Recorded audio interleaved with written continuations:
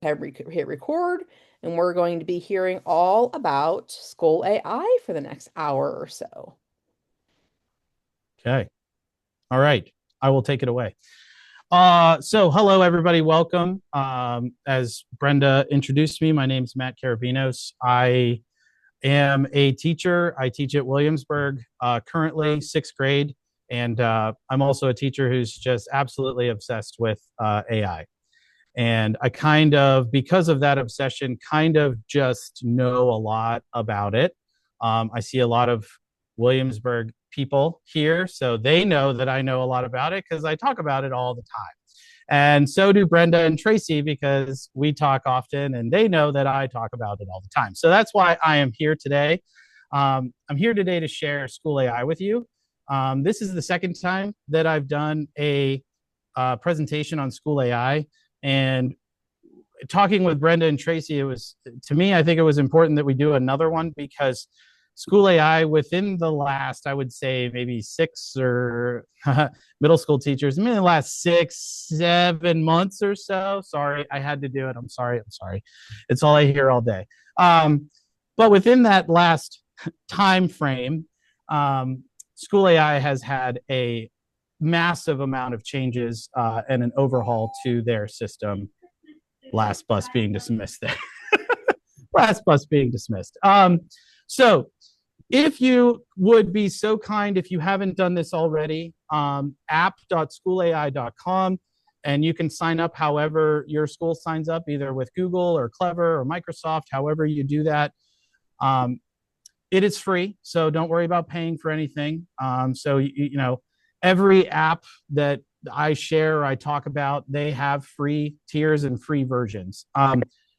School AI is probably one of the most valuable free tools out there.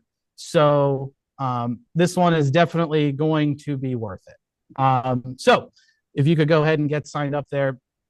I'm going to do a quick walkthrough of like what the old website looked like, which is what's currently on my screen right now. So this is what the old website looked like.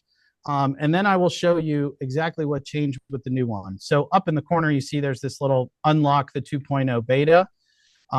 They've almost completely overhauled their system to kind of have AI kind of run the show for you.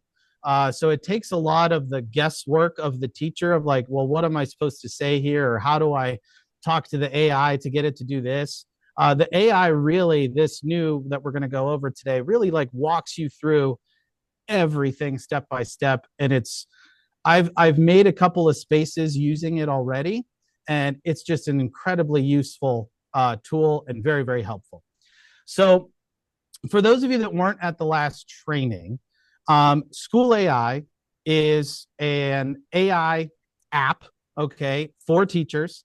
A lot of you in here are probably familiar with Magic School. Magic School is one of the most popular. Actually, I take that back. Not one of the. It is the most popular AI app for teachers out there.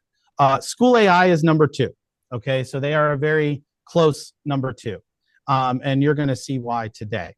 So School AI is pretty much comprised of three main parts that I'm going to focus mainly today on Spaces, because pretty much everything else that they offer is offered through other tools or through you could just use regular AI programs to do these other things. But so I will briefly go over those features, but I really want to focus on the Spaces because that is what sets School AI apart.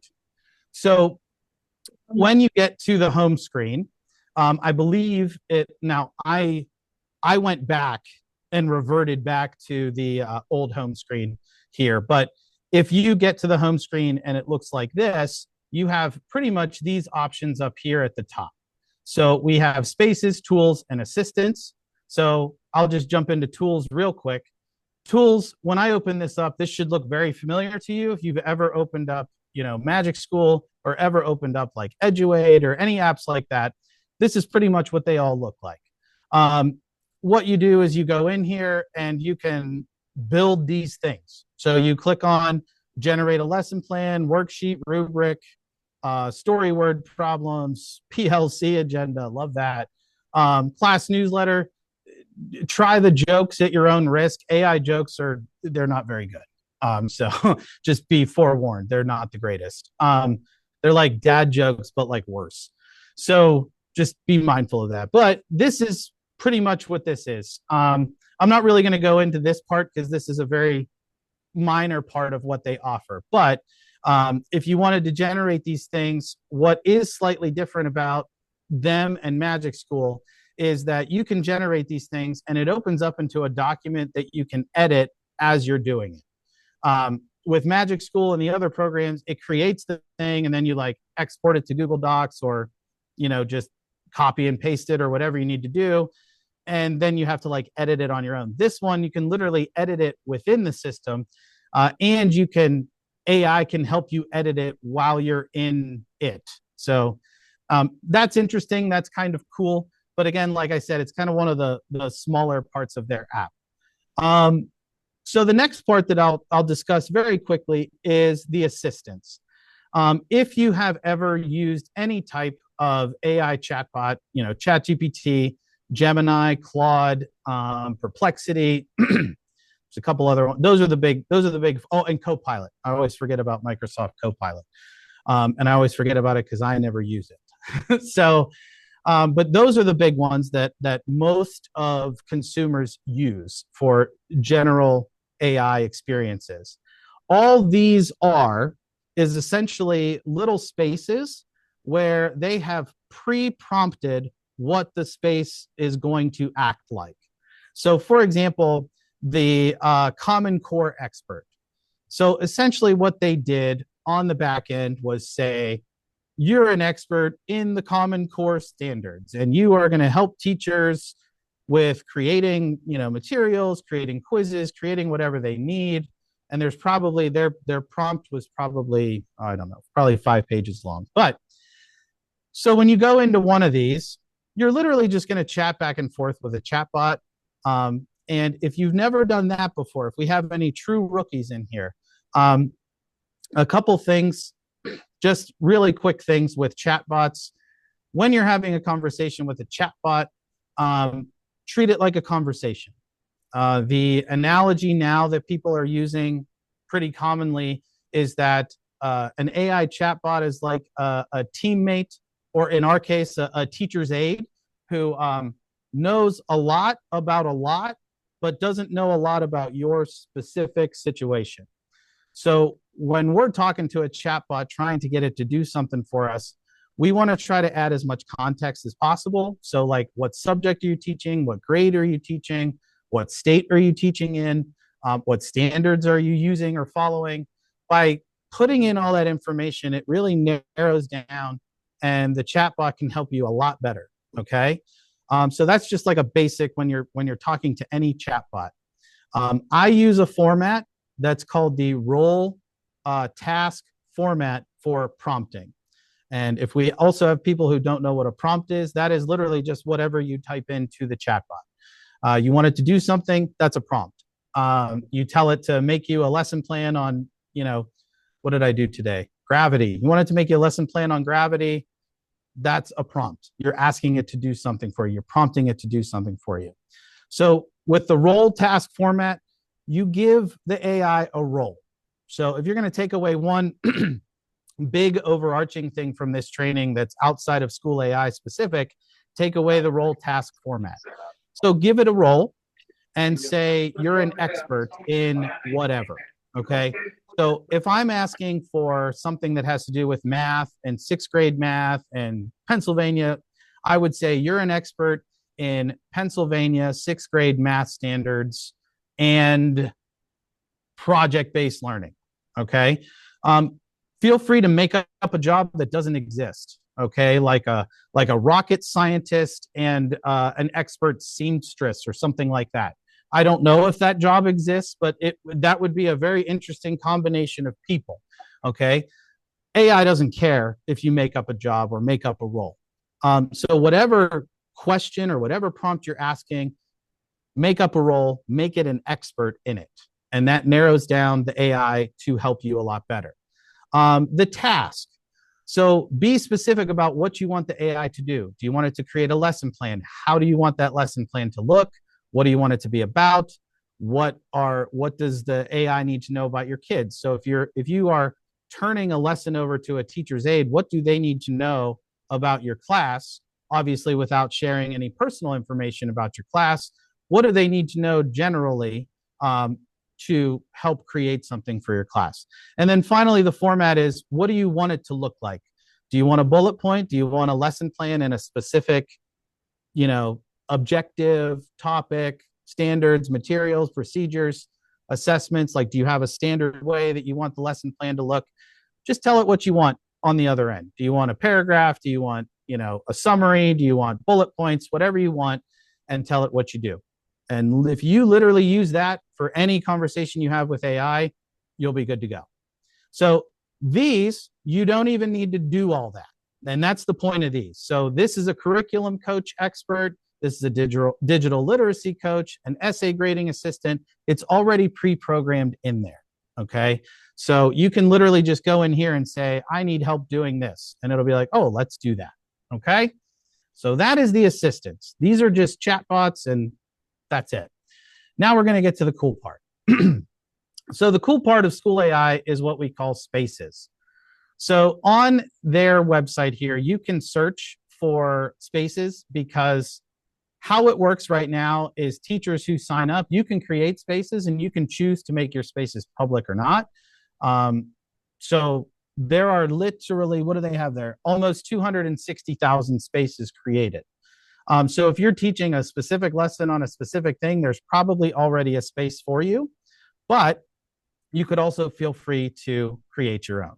Okay. So what a space is a chatbot that you program, that you set up, and you allow your students access to use that chatbot.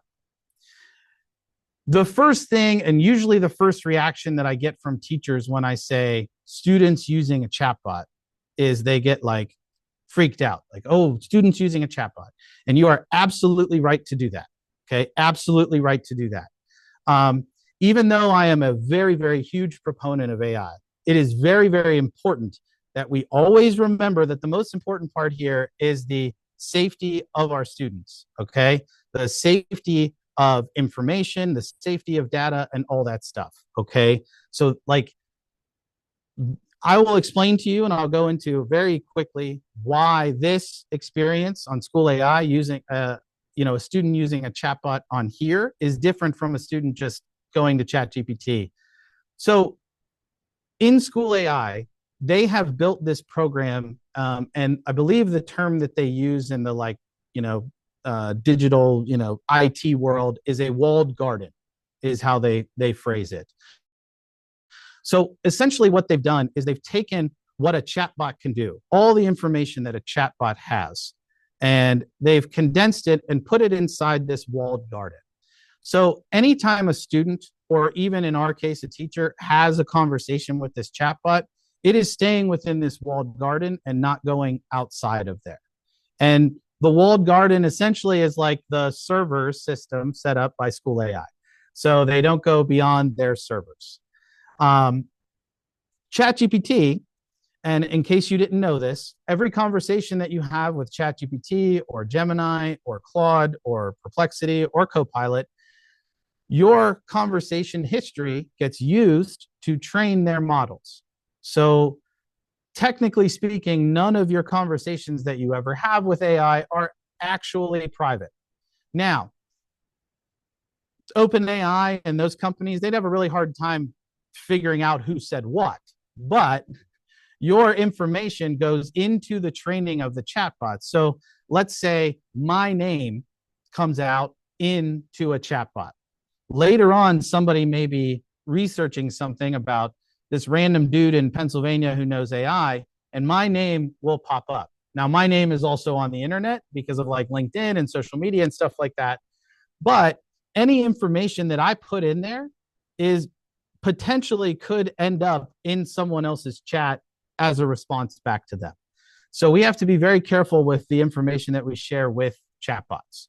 And again, That's why this approach right here, allowing students a safe space to kind of recognize and learn how to do that the right way before they just like jump in and start going crazy on ChatGPT and having the weirdest conversations ever. Okay. So this is where we're at. We're going to go take a look at some spaces here. And I'm hoping that by the end of the uh, time today, you will be able to go in and create your own. So I'm going to hit the unlock 2.0 beta. Okay. So we'll go in and here's what it looks like.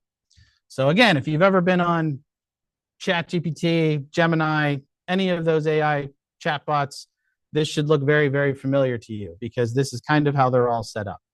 So what School AI essentially has done is they have created this simpler interface for you. If you want to do something, instead of like finding where to click, you literally just say, I want to do this. And it's like, okay, let's do that. So let's just pick one here. There we go. Create a review worksheet for a test. So it's going to start creating a test review worksheet. Now, obviously, it didn't ask me what I'm teaching, didn't ask me anything about my grade level. So it's just going to make up stuff. Apparently, we're talking about photosynthesis. This looks like biology. So again, you would go in and say like, I want this to be about, what are we doing? Rational numbers on the coordinate plane. Okay. And it's going to be like, okay, cool. Let's revise it. Let's fix it. Okay. And so now it revises it and fixes it for me. So short answer, multiple choice. That's what we asked for, was a mixture. Once it creates that, I can, in here, you can see I can click on stuff and I can edit within it if I want to, which is really cool. And then once I'm happy with it, and another thing that we always need to remember, I always forget, I have to remember to say this to people. The first thing that AI creates is usually not the best one. So try to ask for multiple. If you're ever asking for like questions or you're ever asking for like ideas, don't just ask for one, ask for like 5. Okay. Or if you need 3 things, ask for 10. Like AI, the first iteration is usually not the best. And this is a common misconception people have. They think, oh, I ask it to do something, it does it, it's done. Talking with these, it's more like a conversation. You got to keep it going. Usually the first example of what you get is not the best one. Okay. We are the experts here. So if we're asking for a worksheet on, rational numbers, we need to look and see, is this actually good stuff? Are the answers right? Because it's happened a few times where I miss a decimal point or the typing's too small and I miss a mistake and my kids are like, hey, none of these answers are right. And I look at it and I read it, I go, oh yeah, that's supposed to be, I thought that was a decimal point. That is not a decimal point. Okay, you're right. So I was like, bonus points for you or Class Dojo point for you because you found the mistake. So we're big on mistakes in my classroom. So finding mistakes is good. And so that's part of it. All right. So we need to do our due diligence and make sure that those things don't slip by. Okay. And be better than me. That's pretty much what I'm saying is be better than me. Catch them. Don't let them get out there in front of the kids. So that's there. So we literally just have a basic chatbot here set up. But and now you'll see we have the Discover tab again, but it's a little more streamlined, easier to find something. So as you see here, we have about 174,000 spaces for students. Okay. What I'm going to do is I'm going to pick one here. Well, you guys can try mine. You guys can test out your math skills. Okay. All right. So I'm going to put this up. I'm going to launch it and I'm going to let you log in to this. Okay.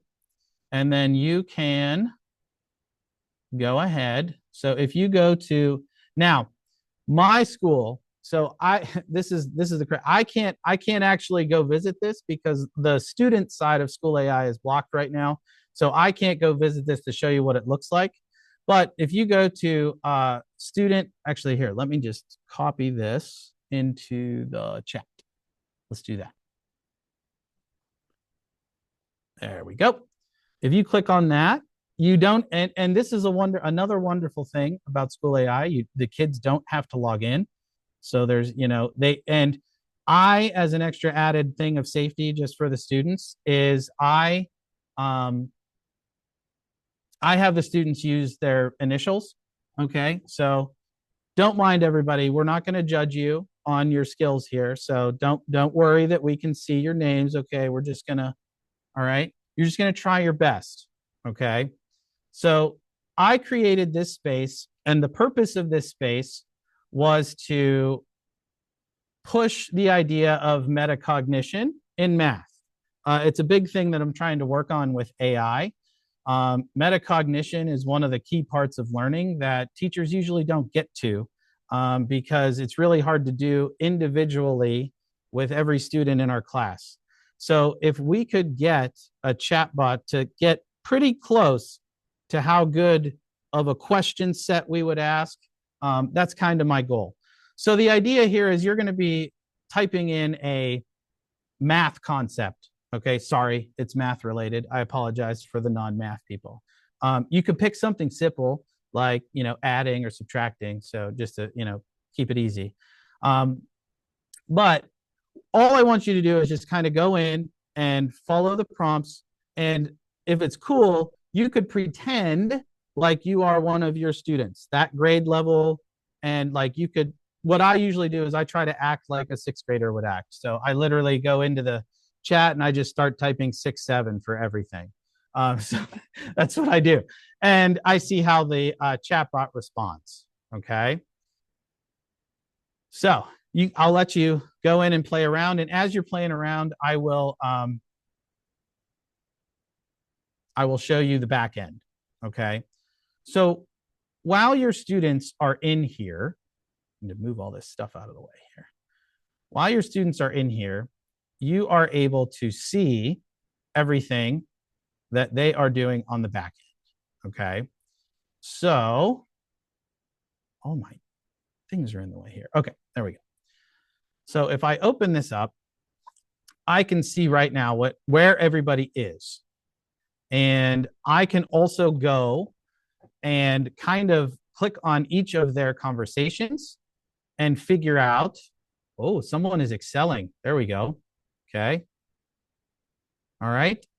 So this is what it is, right? So from the back end here as a teacher, what I can see is these red, the green, the yellow. I can see where every student is at, and I can see how every student is progressing and how well they're doing at that thing. Okay. I can also go in and look at their individual chats. So this is a thing that teachers really like, is the fact that the kids aren't just kind of off, free reign, doing whatever they need to do. We can see the back end of the conversation. Now, something that was really important that I learned long ago, make sure that you tell the kids that. It creates a weird situation if the kids don't know that you can see the chat. So just make sure they know that up front, that like, I can see everything that you type in here. At this point, when kids are using their Chromebooks at school, they should just assume that everybody can see everything that they type in. But it's always good to just remind them this is a new program, something new. So that's something to keep in mind. So as people work through this, okay, I can see all of my students in class, and I can see where everybody's going. And so making progress, getting started, and I can see how it's moving and maneuvering. Okay. One thing you're probably noticing as you're going through this is you see that there is inside of here a document gets generated. So as you're going through this, it's going to generate documents, and those documents can also be shared with the teacher at the end of class. So as a teacher, this is really helpful if you want them to do something specific, like build a paper or have like a doodle board. I know that's one of the tools you can put in there, is a doodle board to allow them to kind of draw and use shapes to manipulate things. Um, those are all options that you could do inside the space. So we'll go over that in a little bit. But I just wanted you all to see, this is what your students see. What you're seeing right now is what your students will see when they go in here. All right. Now, this one is set up in a very specific way for a very specific thing in math. You could make it more general. You could make it more specific based on your topic. I have seen teachers create spaces. I saw a teacher who he created a space for every step of the writing process. And so whatever type of paper they were writing, they had a brainstorming bot, they had a topic, paragraph bot, they had a body paragraph bot to help students build out their papers. One of the key things I'm sure all of you are wondering is, will this chatbot do the whole thing for them? That is another great thing about School AI. Occasionally, very, very rarely, a chatbot will offer to do the whole thing for everybody, but they have done a really good job on the back end. This bot is really, really based on the idea of not doing the work for the kids. And I've gone through this one time and literally just typed in, I don't know, every single time. And the chatbot, it tries so hard. It tries so hard to just keep you engaged. And what about this? And how about this analogy? And, so it just keeps going to try to keep the students on task. I had kids one time, they were asking about who's going to win the Super Bowl, or is Taylor Swift actually good? Things like that. And the chatbot's like, oh, Taylor Swift, that's an interesting topic to talk about. How could we relate that to blah, blah, blah? And then it pulls you back. Okay. So there's all that. I'm going to, for this, what do I got here? Yeah, I got about 30 minutes. Okay. I'm going to, for the sake of time here, I'm going to pause this session. So what should happen is it should pause on your end. Okay.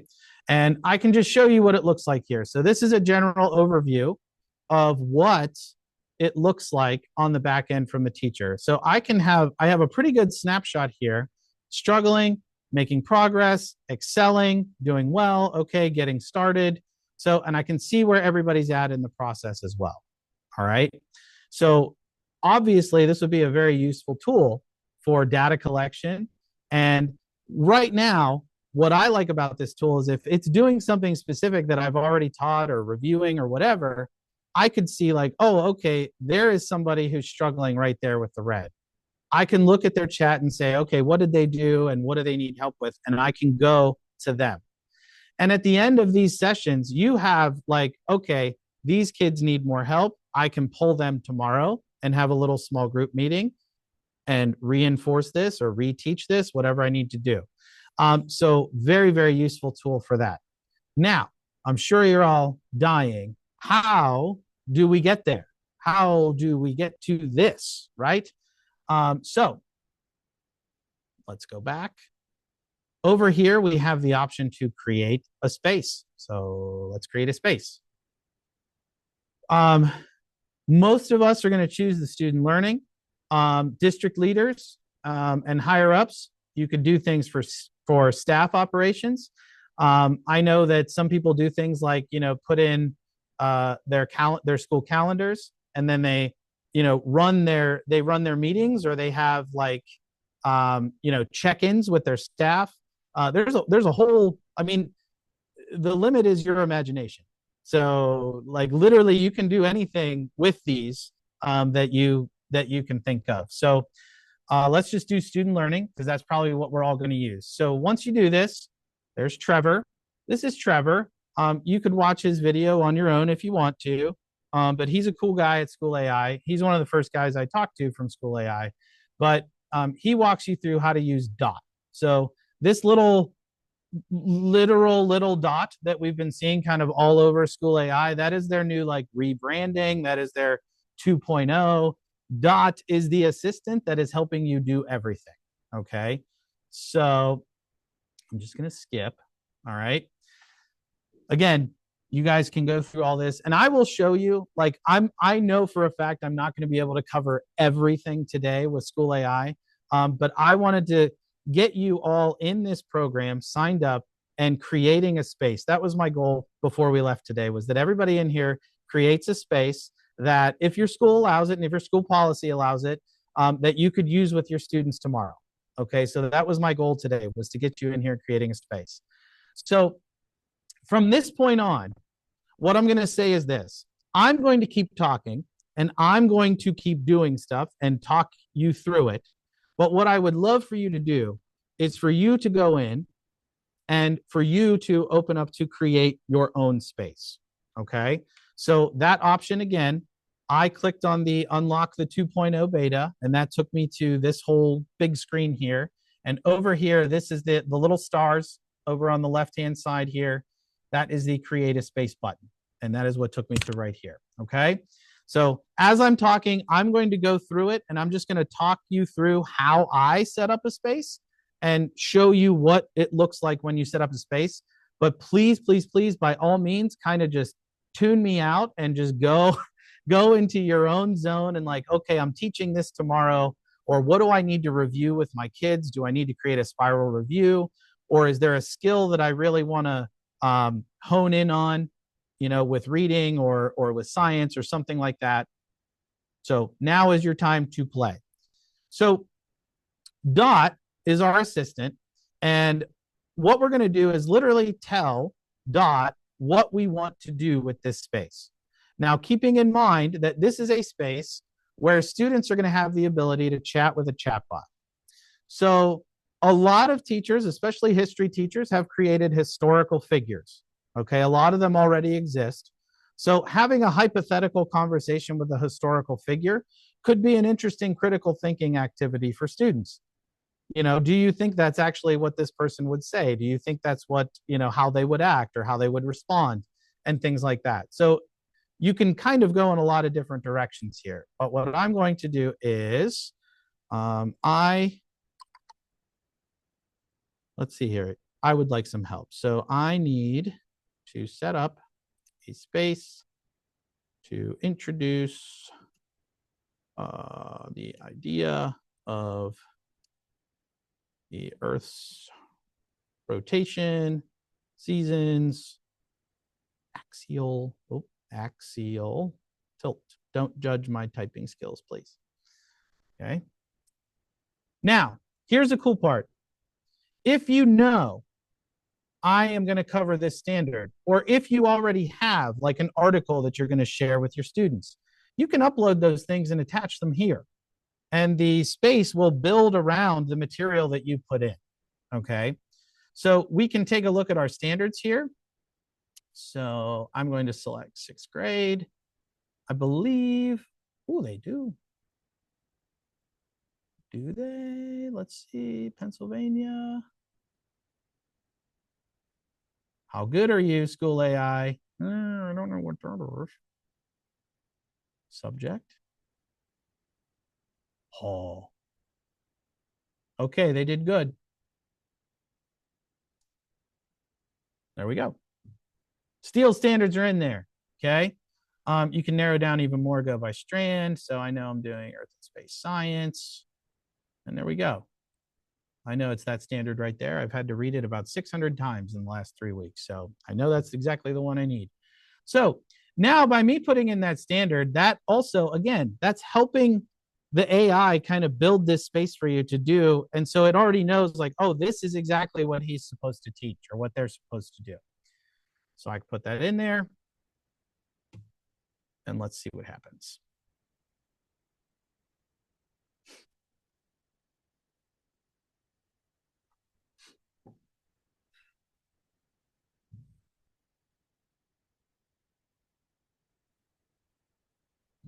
So now it's given me a couple ideas here. Okay. So would you like the AI to act as an enthusiastic space scientist guiding students through interactive questions and models, or a friendly time traveling explorer who helps students visit different times of year around the globe? Which role sounds best? Or do you have another in mind? Yeah, let's do the space scientist. So, and you'll get to see, this is really nice at the top, you kind of get to see the beginning of the building of your space. Okay. So, what do you want the space scientist to do? So what are you trying to get out of it? So this is where you're the expert, right? So what do I want my students to get out of this project? Okay. Let's see here. Ooh, I like that one. Myth busting. Let's do that. Myth busting is always fun. Okay. And again, you can take their suggestions. You could ask it. I could ask it for 5 more. I could ask it for 10 more. I could ask it for 1,000 more, and it'll go. If you ask for like more than 10, it's going to probably start like repeating some ideas. So I probably wouldn't go too much more than that. So here we go. Step 3 is to provide detailed instructions for your space. Okay. So here are 2 strong options. So already you can see this is literally walking you through step by step. All right. And you can either take what it's offering you, which is what I'm doing just for the sake of time. You can take what it's offering you, or you can totally, like if you come in and you're like, oh, I want a chatbot that does this and does this and does this, you literally just type that in and say, I want you to do this, this, and this.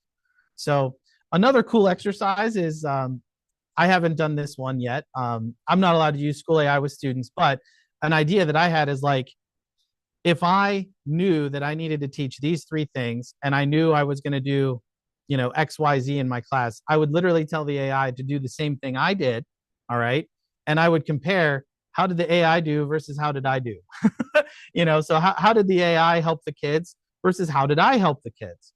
It's always good to see, especially the student perspective. Was this actually helpful? Sometimes the AI is not helpful. One thing that I've realized when students are talking to these chatbots is that, sometimes the wording, even though you put in the grade level, we all absolutely have students who are, 6th graders, but are on a different reading level. Okay. So sometimes they may not understand what exactly is being said to them, and they may not understand what's being typed. They might not be able to read it. Just so you know, and you could use this feature, but if you click on the speak button, it will literally read out what it just typed. Okay. So love it. Step 3 is to provide detailed instructions for your space scientist's myth-busting mission. Here are 2 strong options to spark ideas. So that speak is available for us, but as you saw on your student side, it's also available for them as well. So they can just click on the button and have everything be read to them. And they could, if they're not sitting right next to each other, they could use the speech function in their Chromebooks and the microphone to just speak their answers as well. And if they, can't type or they're not good at typing or whatever, they can just talk into it. Okay. So let's go with option 2. So I'm still at the trying to build this, right? So all it's doing right now is gathering so much information to give me exactly what I want. And now it's going to give me a draft. And it's going to say, is this cool? If this is cool, we're going to just keep going. Okay. If this is cool, we're going to keep going.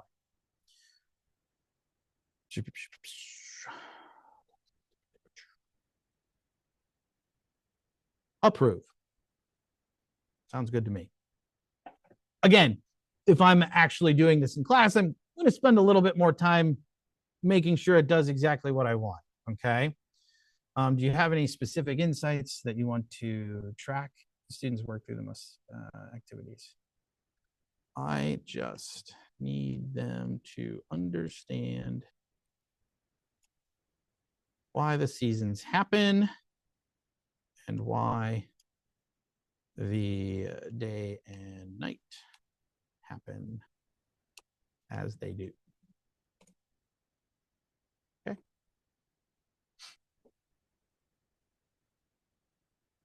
And now we get to the cool part. Now it's going to start building the space. This is the part that's going to probably take a little longer on my end.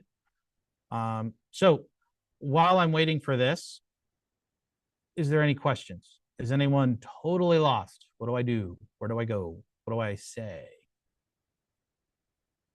If not, it's cool. Like I could literally just talk forever.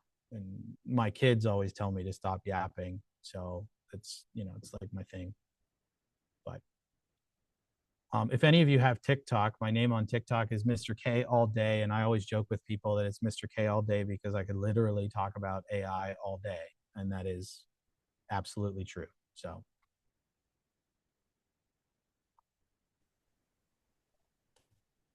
am I missing anything in the chat here?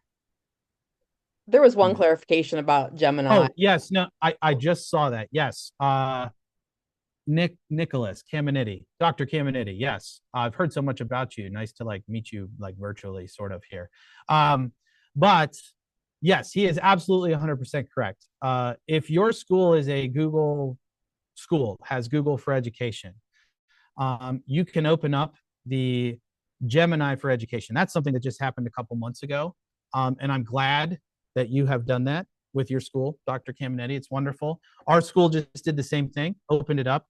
So essentially what that does, the education version of Google Gemini essentially is a more protected, like that walled garden we talked about, is essentially a more protected version of Google Gemini. So it stays within your school servers. And that is the idea of the business enterprise programs as well. So like ChatGPT has an enterprise program, Copilot, Gemini, they all have business programs. So businesses pay a ridiculous amount of money so that every chat that they have stays within their company. And that allows the company to use all their company data, okay? And not have to worry about that company data being thrown out there to the Gemini model or the ChatGPT model at large. It stays within their organization. The Google for Education, Gemini, has done the same thing. So you can talk with all the data and stuff that's within your school and use the Gemini program without having to worry about your data ending up in the larger pool. Okay, so that's one of the big benefits of the Gemini for Education. So there you go. Thank you for that clarification there. I like take it, we've had it now for like, a couple months. I like take it for granted that like that's how it is. But yes, if you're using just the regular version of ChatGPT, the consumer version or the consumer version of Gemini, you have the option to pick whether your chats get, train the models. Most people don't know that option exists. I just leave it on because I'm an open book. Most of my life is on LinkedIn and TikTok and the internet. So already, just have it. I've been hacked by the Russians a couple of times through my EA Sports account, which is, I don't know why, but they really wanted to go after me. But so this, all right. So I think we're done now. Let's go back here to this. Wait, what are we clarifying here, Brenda? Am I missing something in the? I had put in there that it was only the paid educational version, and then I realized that I misspoke. So I corrected myself, and Nick confirmed my second approach to that. So apologies. Yeah. Boy, glad he's here, huh? My good. Glad of him to show up. But yeah, no, that was a big, I'll tell you, and Nick probably knows this too. That was a major announcement by Google. The fact that they were doing this like free was huge.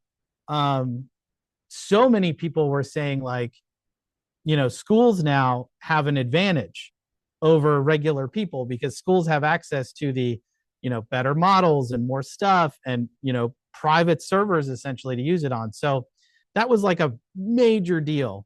And they totally leapfrogged like ChatGPT. That was their whole goal, by the way, was to leapfrog ChatGPT.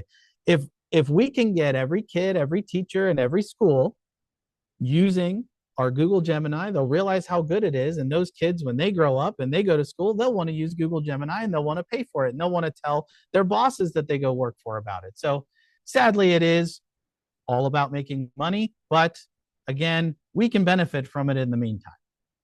We can benefit from it in the meantime. So let's take a look at what we got here.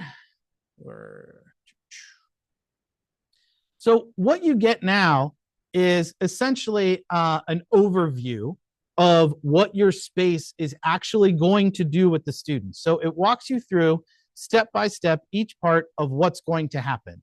So if you see over here, this is the step-by-step process that the space is going to go through with the students. So they're going to get a fact or myth warm-up.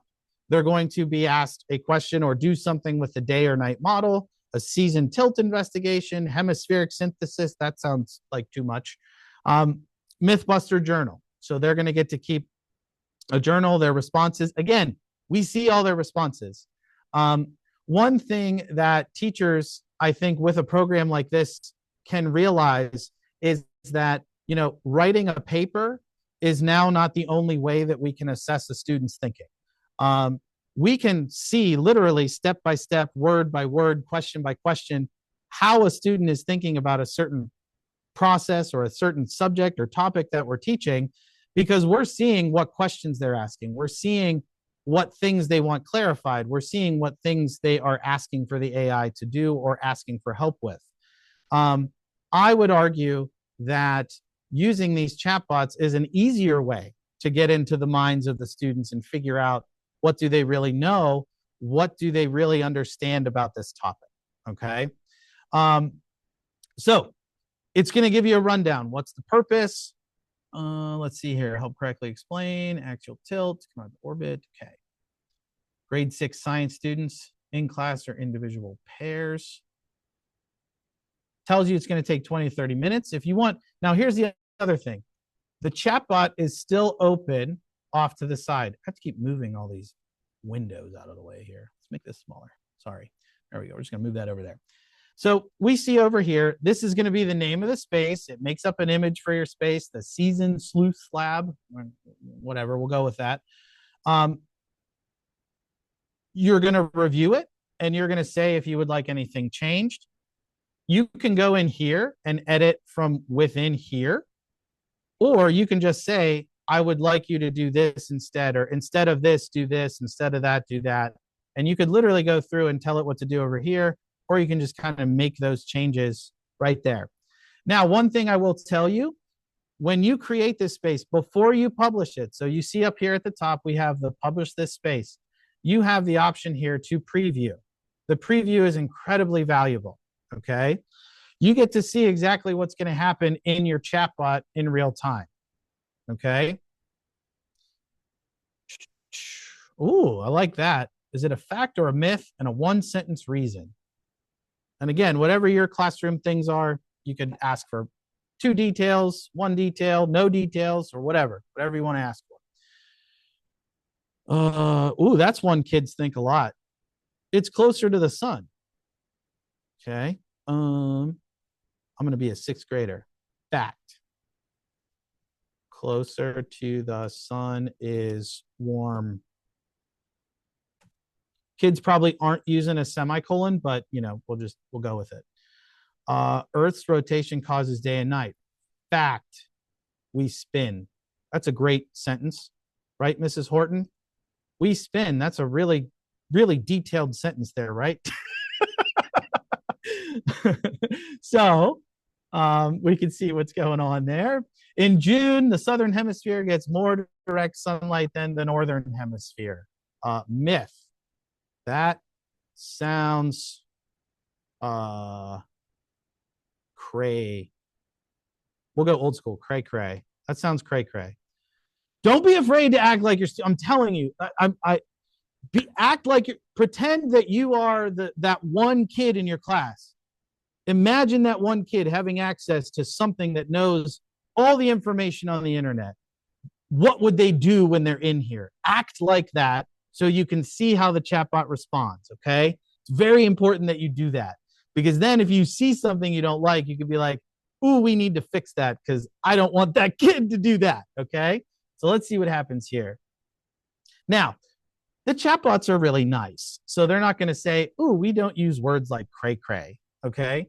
But what's cool is you could prompt that into the end if the student on the back end, if the students use slang, make sure to reword it when you respond to them into the appropriate, wording or whatever. Okay, so let's model day and night. Imagine a globe with a flashlight. As the earth spins, which side is lit? What happens between the light and the dark? The Terminator. That sounds weird. Okay.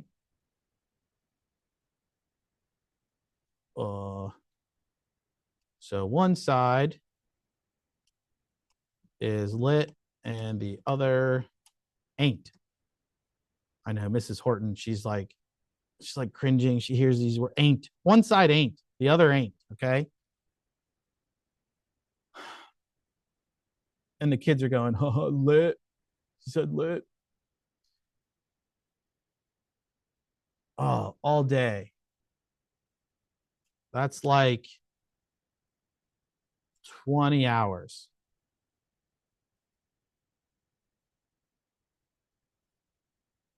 It's like 20 hours. Now, I didn't answer the second part, so let's see here. Earth's rotation actually takes about 24 hours, so it's helping me out, all right? The Terminator line slowly moves around the globe, making it turn night into day, or turn day into night, night into day. How you would sketch this in words. Now, here's the cool part, okay? I didn't add in any extra stuff, any extra things for this. You could incorporate into this tool, especially if your students have iPads or touchscreen, Chromebooks. You can incorporate what's called a power up. So what I'm going to do is I'm going to come out here real quick because it's asking me to sketch something, right? But it's asking me to just explain how I'd sketch it, right?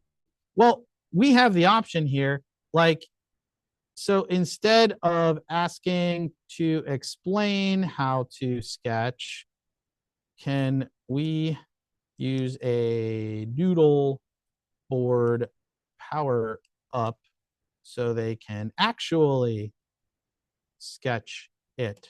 Spelling doesn't matter anymore. It's the worst thing ever. Spelling doesn't matter anymore because AI is so smart. You can literally just write gibberish and it'll get it right most of the time. Okay, so I didn't even have to click on the power-ups, but if I click on the power-ups, document generator, image generator, great idea. There's a doodle board power-up step where they can actually draw the models.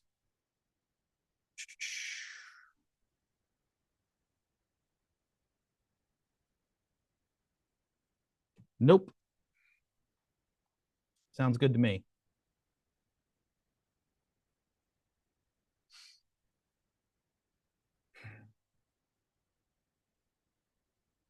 So I'm not sure if it actually did that or not. Actually, I don't really see anything that changed in there.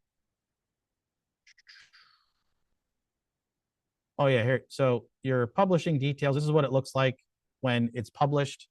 You'll have an image. These are AI generated images, which you can see are pretty decent. Oh, there's one for copyright.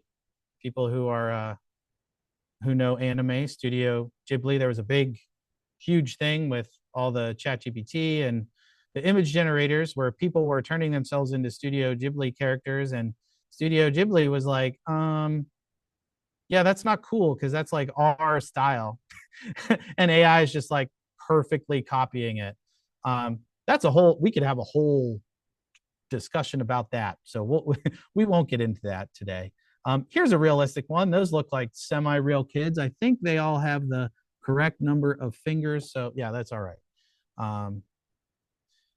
If you wanted to edit any of this stuff, you could edit all this stuff. It explains what the kids are going to do. It explains if a teacher wanted to use your space, this is where they would learn what your space does. Okay. I'm not sure how good this is, or I can go through it, but let's publish it. Forget it. Who cares? Let's go. All right. It's out there. There you go, people. It's on the internet. So obviously you don't have to publish yours if you don't want to. That's totally up to you. Okay. But as we see here, down here, we have the document generator and the image generator. So the kids are going to have the opportunity to generate images. Again, this is a really cool activity if you, I did this a couple years ago with Canva. So Canva has an image generator built in for the students. What I did was I generated an image of I think it was a superhero snowman like flying over a town in winter. It was around Christmas. It was really goofy.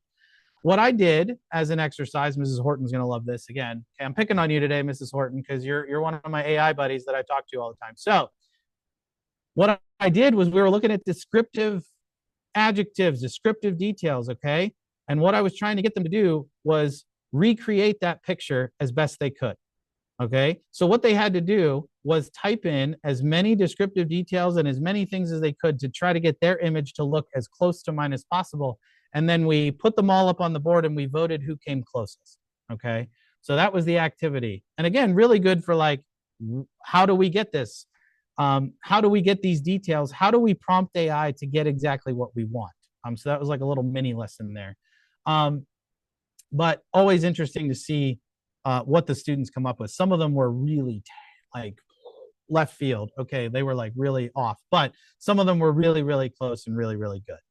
And the other one, you'll love this, Mrs. Horton. They only had 100 characters, so they had to be real concise with how they were describing that. So it was a summary activity. It was everything you noticed and how can I use as few words as possible. So it was good.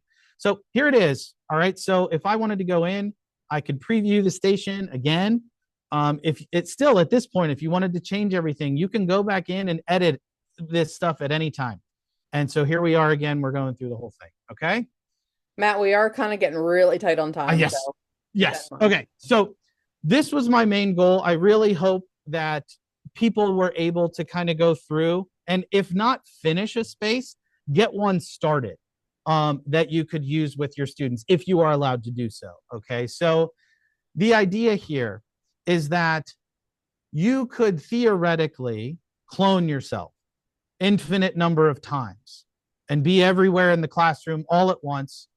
And you can have this program that would automatically adapt and adjust its feedback to every single student in your room all at the same time. To many teachers, that sounds like a myth, a thing that we always hear personalized learning, This is pretty darn close. This is not me, but in an instant where I know that I need to go pull a student and I need to work with them one-on-one with me face-to-face, this is something that I know that my students are working on, that they are still getting valuable information, they're getting valuable teaching, they're getting valuable skills from interacting with it. And again, I can see everything on the back end. I get insight into their thinking. I know where the students are and I know what's going on. Now, before I go, I got like 1 minute. One thing I want to share, if you are in this 2.0 beta, you'll see down here this little community. Highly recommend that you jump in there. I'm just going to open that up real quick just to show you. This place here has, so I didn't, I scratched the surface. Okay. I did the main part, which was the spaces, but there's so much more this tool offers. This has micro learning. You could become a certified educator, which is pretty much just a training on helping you train. But anything you wanted to learn through here, prompting, it can help you with your AI prompting, which is helpful for stuff outside of using just school AI, events, resources, discussions, all sorts of stuff. These people are wonderful. Okay, School AI is a really good company. Almost all of their higher ups are former teachers, former superintendents, former principals. They really are in it for the teachers. Okay, so, and I said this the other day, and I actually do believe this wholeheartedly. If anyone asks me what's one tool that you would recommend for a school, this is the one. This is the one I would recommend, simply because of the spaces. Their spaces, they were the first ones to do it, and they are so far, even though Magic School has their own version of it, their version to me is the best one out there, top notch. So, and scene. Okay, we're good. There was one question Thank you. about, there was a question about below grade level readers and students with disabilities. Does it approach their needs pretty well? And again, so that's all something you can program in there, right? So I always say, I always say I have students of wide varying ability levels. So I need you to adapt to where the student is. Okay. So you can program that in on the back end. That's what I said. Like if I just put in 6th grade, I'm going to have some students who have no idea what's being put in front of them. It's just typing out words and they're seeing, gibberish. And again, what I would do in that instance too is I know those kids, right? So maybe I have them in a small group and I'm helping them out. I'm showing them how to use the speech function, because even if they can't read the text on the screen, they probably know if they just hit the speech button, they know what they're going to say. So yes. And, again, students with, physical disabilities that maybe can't type, there is a function that they can just speak to do the interaction back and forth. So, they have a lot of tools available for that. Okay. And there was Hopefully another question about using a regular mouse for any sort of drawing. Like, how challenging is that for kids? Impossible. It depends on what you expect, I guess. Right, exactly. And that's why, like, if you have Chromebooks, what I usually do for other apps that I've used is like I let kids like put in pictures to like represent or like draw stick figures or simple shapes. We all right off the bat know trying to use the touchpad to draw anything is like ridiculous. So and a mouse is even the same thing. So I would just kind of keep that in mind. That's why I said like if you have iPads, it's kind of a better deal, or like touchscreen, Chromebooks, kind of a better deal. So we're spoiled here. We just got new laptops that are touchscreen, so I could like draw now on the screen, which is cool. So